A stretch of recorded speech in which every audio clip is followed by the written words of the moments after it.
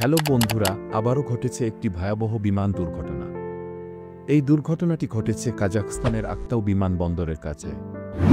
বিমানটি ছিল একটি এমব্রায়ার 190 এয়ার মডেলের।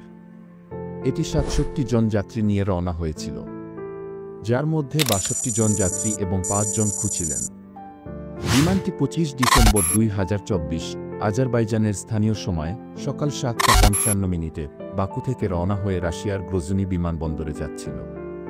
গ্রোজনিতে ঘন কুয়াশায় বিমানটি জরুরি অবতরণের চেষ্টা করে। দুর্ভাগ্যবশত বিমানটি গ্রোজনিতে অবতরণ করতে ব্যর্থ হয় এবং পাইলটরা বিমানটিকে কাজাখস্তানের আক্তাউ বিমানবন্দরে নিয়ে যাওয়ার সিদ্ধান্ত নেন। আক্তাউ বিমানবন্দরে পৌঁছানোর সময় কিছু ত্রুটির কারণে বিমানটি একটি খোলা মাঠে আছড়ে পড়ে এবং বিমানটিতে সঙ্গে সঙ্গে আগুন ধরে যায়। এটা ভালো ছিল যে সেখানে কোনো ঘনবসতি ছিল না, তাহলে দুর্ঘটনাটি আরও বড় হতে পারত।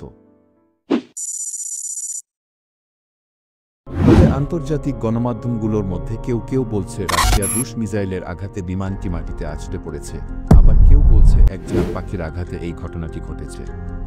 তবে ঘটনাটির সত্যতা তখনই যাচাই করা যাবে যখন এটির পরিপূর্ণভাবে ইনভেস্টিগেশন করা হবে।